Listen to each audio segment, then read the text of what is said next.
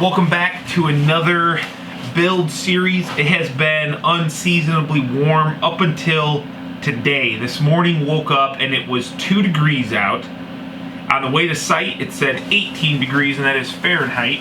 So definitely going to be busting out the bibs or the overalls. And honestly, just a little shout out to True Work. You guys probably see me wear True Work all the time. Good stuff, good quality stuff. Company out of Colorado.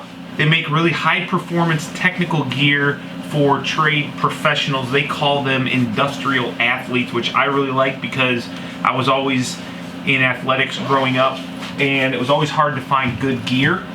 And the really good gear was expensive, but it wasn't made for the job sites. What I like about it is it's very fitting, so it's not loose and baggy, it's not bulky like a lot of other stuff on the market. And even more importantly, it works well. But you guys aren't here to talk about work gear. We're here for a build series. So what we've got going on is a customer's got us building him a workshop. Older gentleman's going to be retiring probably soon. His wife is retired, and we're going to be building him a 48 by 56, 16-foot tall insulated shop. The goal is to put a 12-foot deep mezzanine across the back.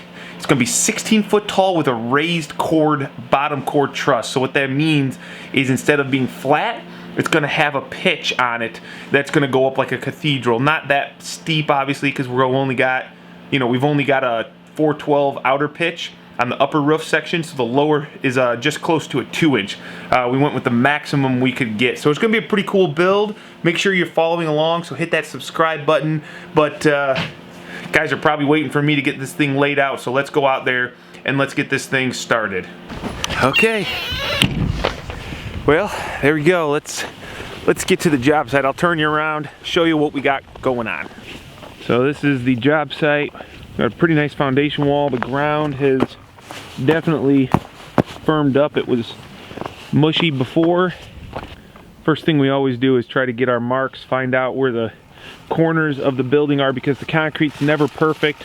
For example, this wall in the front was about 1/2 inch too big, so we moved in the mark a little bit from where we wanted it if it was a perfect wall, and now we're going to go ahead and use the laser to go over to that mark. You've probably seen us do this, but once the laser locks on to Greg's receiver over there, it'll give us a perfect 90-degree line to that corner, and that'll ensure that we start perfectly square. And then once we pull our tape measure from here to there and from here to there, wherever that laser is, it'll give us an ability to put the laser on one of those corners and get a perfect 90 to that corner by referencing back to this.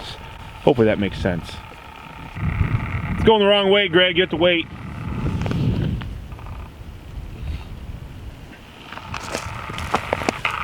You can see it's just slightly moving, but it's going the wrong way. Now it's coming back, so it should find them pretty soon. Coming back, big guy. 2 hours later. It's got to be getting close. So while we have the laser set up, we also like to grab the laser marks on each door jamb. That way, if we snap a line, we're not snapping through the door jamb and the wind's blowing it. We're just snapping right on top of the wall. So we got the front square. Now we used our laser to get a mark here. So this is your laser mark, Greg? Yeah. Okay, what's that? Yeah, what's that measure off? So 1 3/4 inches, which is what we are in the front, right?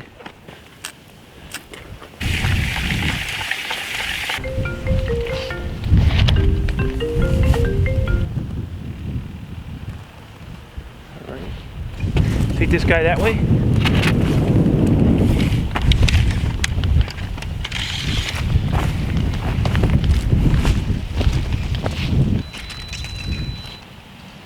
Greg, it just died. Did it? Yeah.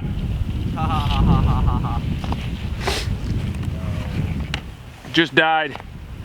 Man, I gotta be honest, it is super cold out here. It has not been this cold in a long time here in Northern Illinois, and the wind is just pretty brutal. So hopefully my little bit of dead cat or mic sock or whatever you want to call it is working and keeping the wind down.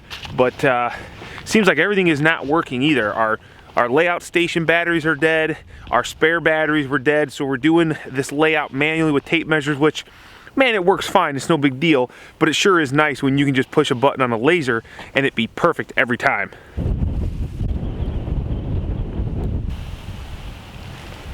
Good? Yeah. Okay, let's fill up the chalk. Yeah.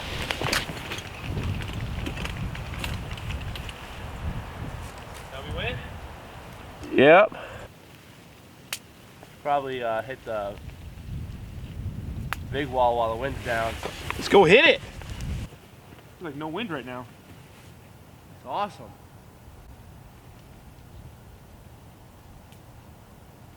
It really is nice right now.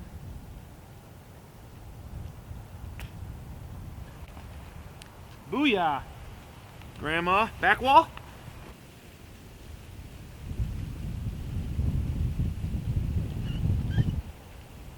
Okay, 8, 10 and a half, 15, 16,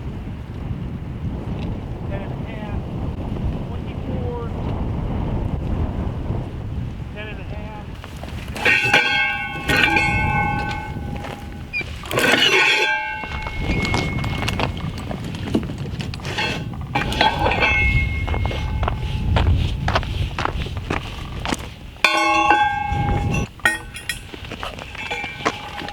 So once we got all of our marks laid out on the top of the wall, then we can go ahead and lay out all of our Midwest permacolumn brackets. I always get the question, where do we get these brackets made? Midwest Permacolumn, so Permacolumn is the brand, Midwest is the branch, I believe.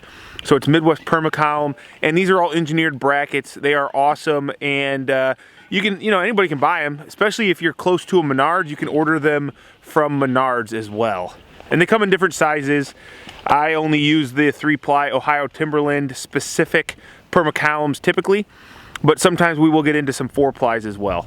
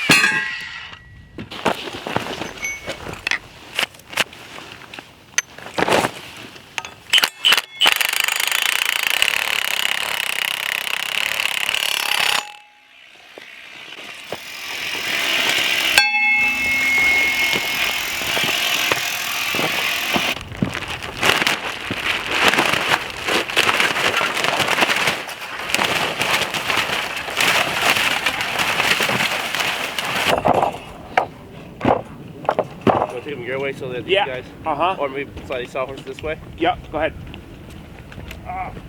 You got it? Yeah, you got that. Remember, 15/8, Greg, is... Yep. 15/8 is heel. That's cut off. Hey, who's got my square? Dude, I'm missing my pencil too.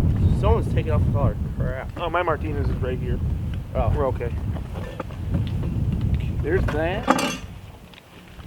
Where's my hammer, dudes? Oh yeah, Yeah, you took my hammer. I took your camera. I think it's on the top here. There you go. God, look at this thing. It is a sexy beast. Red stepchild. Look at the red stepchild. Good idea, Tom. Great idea. 32-inch spacing on our columns outside here. 32, 64, 96, 128, 5 and 11 sixteenths here.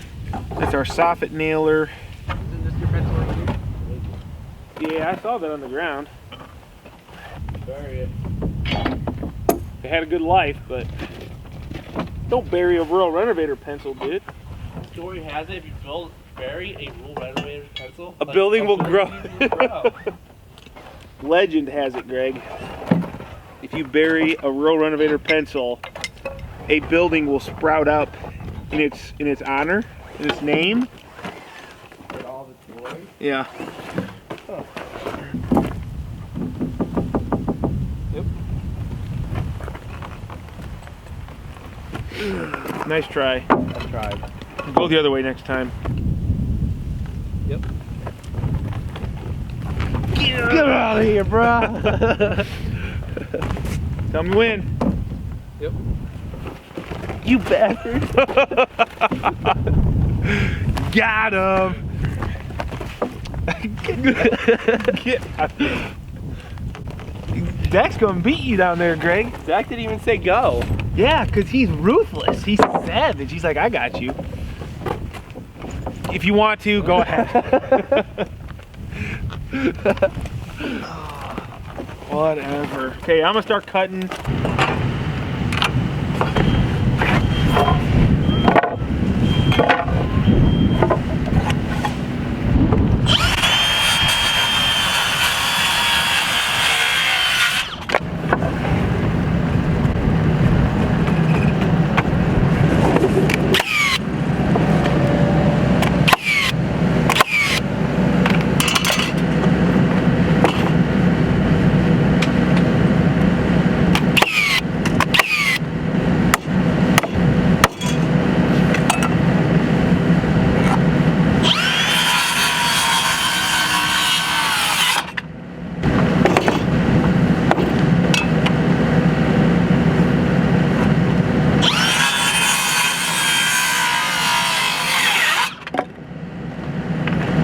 First day is about over. Usually on the first day of most jobs, we're doing setup prep stuff. So I always like to spend a little bit of time at the beginning of the day or the beginning of the job. Feel free to take it easy. Don't rush right into it and start just slamming up a building. I mean, we try to do that. I want to do that. I want to get the building up as quick as possible. Obviously, that is the end goal, to get paid. But what I really like to do is make sure everybody's on the same page. I like to take a little bit of time, talk to the guys about what's in the building, what the specs are, because we don't really work off of plans. It's all right here. The design has been, repeated so many times that we know, the dimensions. If we know those dimensions, the XY dimensions, we can basically determine exactly what we're going to have to do. So this has got an 8-inch foundation wall, which you got to have a minimum 8-inch foundation wall for 2x6 columns. And whenever we go to a 2x8 column, I try to make sure we've got a 10-inch wall. So we got the brackets all laid out. Had to drill 5/8" holes for the 6-inch Titan HD Simpson strong tie bolts. I really love those bolts. They have like a 4,000 or 5,000 pound uplift capacity per bolt. So each one of those brackets, I can promise you the concrete will probably fail before that bolt is pulled out, just through experience. I've pulled boulders out of the ground with them by tapping them into the boulder, hooking a chain up to it. And now we're just gonna spend the last probably hour and a half just getting the lumber pile situated. I mean, the supplier brings it in. We're gonna get that straightened out, and we're probably gonna get out of here for today. The wind finally stopped, which is awesome. And hopefully tomorrow we're able to get the the walls up. The trusses showed up today, so we'll get the trusses marked out, get the trusses up, and try to get ready by the end of day 2, if not day 3, for some steel.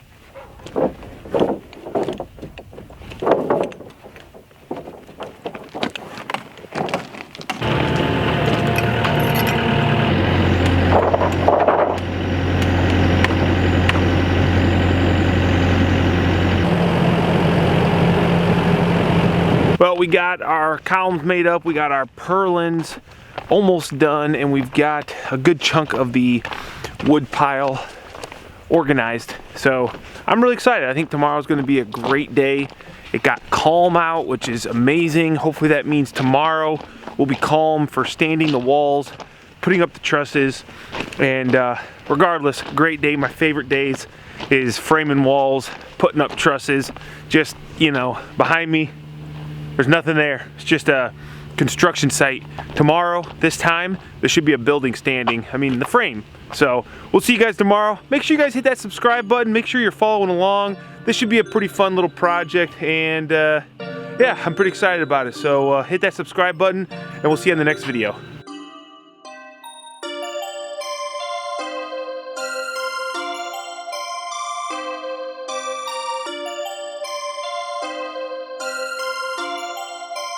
Perfect, perfect.